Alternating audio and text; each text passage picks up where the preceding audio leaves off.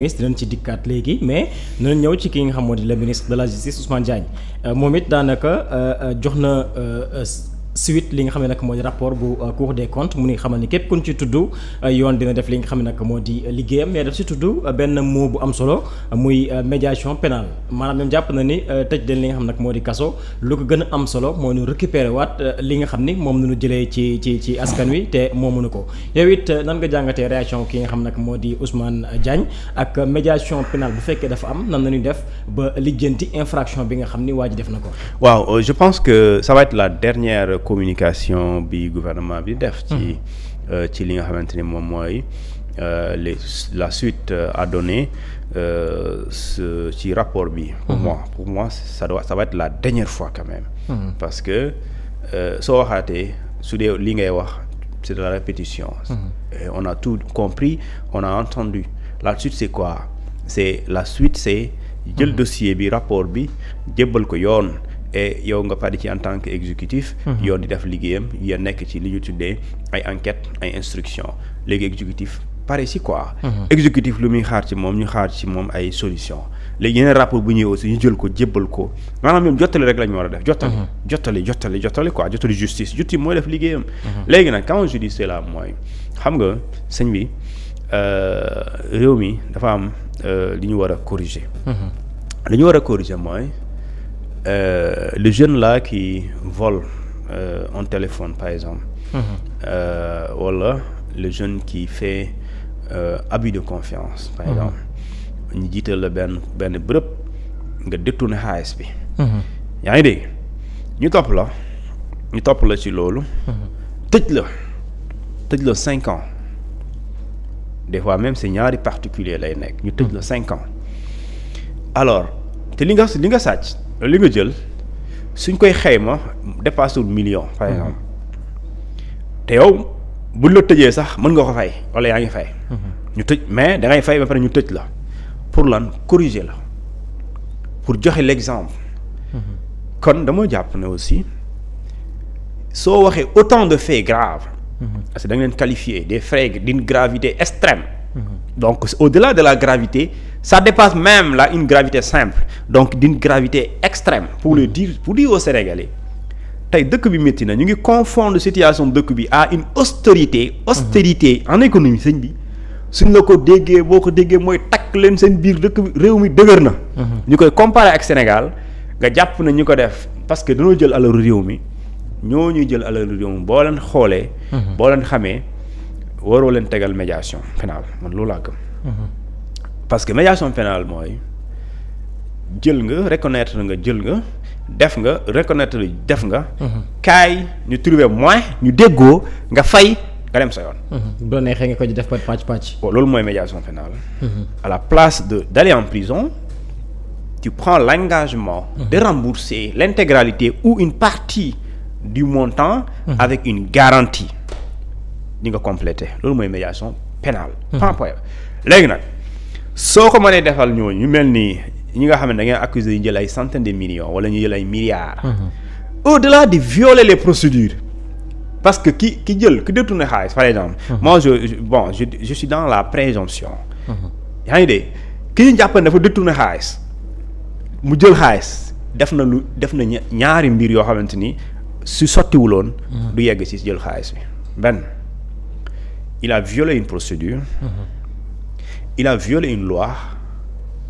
et il se fiche de ce qu'on appelle du peuple bi ko confié woon pouvoir bu ndaw boobu léegi tout ça du surplus il prend cet argent biñ ko waxee ne pour nga doxalal réew mi xaalis boobu ñu jox la demal nga tabax ci hôpital demal nga defar yoon bee demal nga defar waa dëkk bee pour ñu am ndox demal nga fexe ba dëkk yi nii pour ñu am courant nga jël xaalis boobu def ko sa poche sëñ bi bu dëkk bi lëndëmee guddi jot yàlla ji di taw amuñu lumière soo fa rombee mu lëndëm waroo ko wax parce que yow ci nga bokk yow yaa bokk nga ñu ko def donc loolu suñ ko bu loolu bu amee nga xam ne diw moo ko def diw non seulement dafa war a delloo xaalis boobu mais da nga ko war a sanctionner sévèrement pour mu dem beneen yoon du ko sañ a def wala keneen du ko def loolu mooy lu ñu tuddee des sanctions exemplaires pour dissuader prochainement d'autres Sénégalais qui vont avoir dans leur tête def lu mel noonu. ah mais pourquoi pas nous criminaliser ko kon. léegi xam nga ku nekk ci médiation pénale. ci ay li ñu tuddee infraction financière économique est-ce que di nga xalaat criminaliser. déet bu ko xalaat sëñ bi. c'est une question de comprendre rek c'est-à-dire koo xamante ne nee nga dafa jël. nga ne léegi dañuy def médiation pénale est-ce que kon tu vas aller dans le sens de durcir les sanctions parce que la sanction la moins douce la plus douce c'est la médiation pénale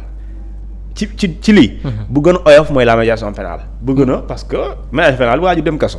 boo fay rek nga dem doxi sa soxla. da ngay fay dem sa yoon. mooy médiation pénale léegi mooy mu gën a yomb bi te boobu sax. mën nga te li extraordinaire ci médiation pénale c'est-à-dire que bu ñu continuer parce que dañu on va mettre en place des règlements des instruments de règlement à travers la médiation pénale alors s'il y a la médiation pénale yow Sénégalais bi tu vois à moins que le gouvernement def une communication ñi ngay tudd nii ci kaw waaw moo def lii moo def lee tudd nañ ko ci tudd nañ ko fee da ñëw ndànk ci suuf parce que loolu mooy instrument bi ci suuf ñëw li fay ci suuf wala régler ko ci suuf nga dem sa yoon mooy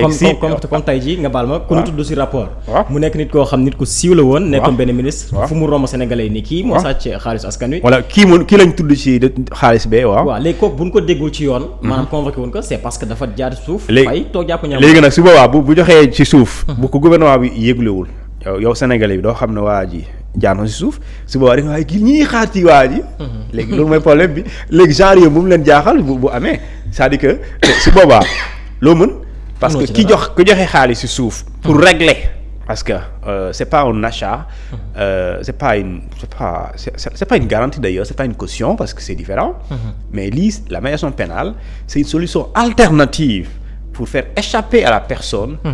mu dem prison mais tout en remboursant la caution c'est une garantie sachant que demain plus tard on peut te convoquer pour nga ñëw te ñu àtte la wala ñu daan la wala ñu dellu wala bon mooy loolu. mais ci man infraction bi moo ma xaw jaaxal parce que tey jii bu ñu defee li nga xam ne moo di médiation pénale doo dem kaso. mais njuumte bi nga def lan mooy doon layam. parce que léegi est-ce que man j'attends parce que il dit on va trouver des instruments de règlement avec l'usage de la médiation pénale léegi dama xamul est-ce que dañuy def lu ñu tuddee ay catégorisation d'infraction yoo xamante ni dañu naan infraction yi képp kuñ ciy tudd ok mën nañ appliquer la médiation pénale cependant d'autres infractions du point de vue de leur gravité on va les envoyer directement en prison mais loolu yëpp jarul segg sëñ bi ça c'est xam nga man damaa lire benn je pense que il y a un moment ay weer ci ginnaaw le ministre de la justice a parlé de on a gis ni ñu ne am na lu ñu tuddee ay notes bi ministre de la justice bind jagle ko procureur parquet yi quoi yi nekk ci Sénégal pour wax leen ne na ngeen privilégier les solutions par exemple lu ñu tuddee la médiation pénale waaw lu ñu tuddee ak lu ñu tuddee le contrôle judiciaire lu ñu tuddee les bracelets électroniques et cetera à la place d'envoyer les accusés ou les prévenus en prison parce que dafay créer ce qu'on appelle un surpeuplement carcéral léegi après ñu citer yenn infractions yi ñu ne par exemple l'abus de confiance mën nañu trouver la médiation pénale léegi nga diw ak diw jote nañ ci wàllum xaalis wóolu woon na ko mu jël xaalisam waaw léegi mu porte ko plainte waa ji nangu na ne moom moo jël xaalis bi da war na ko fay léegi mënu ko waaye yoral nag 1,5 million la woon mais pare na pour joxe 1 million léegi beneen 500,000 bi weer bi dee mu fay ko ñu ne léegi jël bu leen ko yóbbu ci kaso bi na ngeen ko lijjanti parce que amul njëriñ soo ko tëjee mooy loolu après ñu ne médiation pénale sinon bu amee gaanatu du daw nga may ko liberté provisoire nga takkal ko lu ñu tuddee un bracelet électronique mais sëñ bi quand on vous dit par exemple il y a eu des gens à qui on a eu confiance ñu jox leen ñu jiiti réew mi ay ati at waaye ci loolu dañoo jël li askan bi moom ñu waroon leen defarale askan bi pour seen dund soppeeku ñoom ñu jël xaalis bu dugal ko seen poche sëriñ bi waa jooju soo ko jàppul dugal ko ci kaso bi amul beneen sénégalais boo war a c'est-à-dire que amul koo war a jàpp c'est-à-dire que kon nañu gis ne tous les jeunes là qu'on accuse d'avoir volé subtilisé des téléphones je sais pas des ordinateurs wala ak leneen nañ leen defal médiation pénale ñu dem ñibbi garaawul parce que des jeunes qui volent une valeur de 200 000 ils sont en prison ne serait-ce que voler un objet de 200 000 da ngay dem prison c'est pas la valeur. C'est le fait, c'est la violation de la loi. Une loi, lorsqu'on la viole, on doit également subir la rigueur de la loi, qu'est-ce que soit l'on donne. Surtout un ministre ou bien un directeur général, mais il doit faire preuve, montre d'exemplarité, Serigne bi. Il doit faire preuve, et il doit faire montre d'exemplarité. Léegi nag ça revient justement à la justice, mais sans de trouver des voies et moyens pour faire rembourser cet argent et pour voir aussi au cas échéant de condamner wala de sanctionner pour ne pas dire parce que bon man lu ma gis daal y a certaines infractions présumées commises, certaines n'iront pas en prison, certains n'iront pas en prison. Même s'ils doivent de l'argent au Sénégal, s'ils acceptent de rembourser, ils n'iront nulle part. ah loolu de moom bu amee réew mi dina doy waar de Thione. ah on y va kon la mooy sens d'une audience pénale. mais boobaa kay ku mu neex nga jël lu la neex après bu nu waxee nga fay jàpp sa ñam. on verra. On verra les jours à venir. kon on verra alors Thione dañuy ñëw ci réaction wu ñaari député muy bu Thierno Alassane Sall.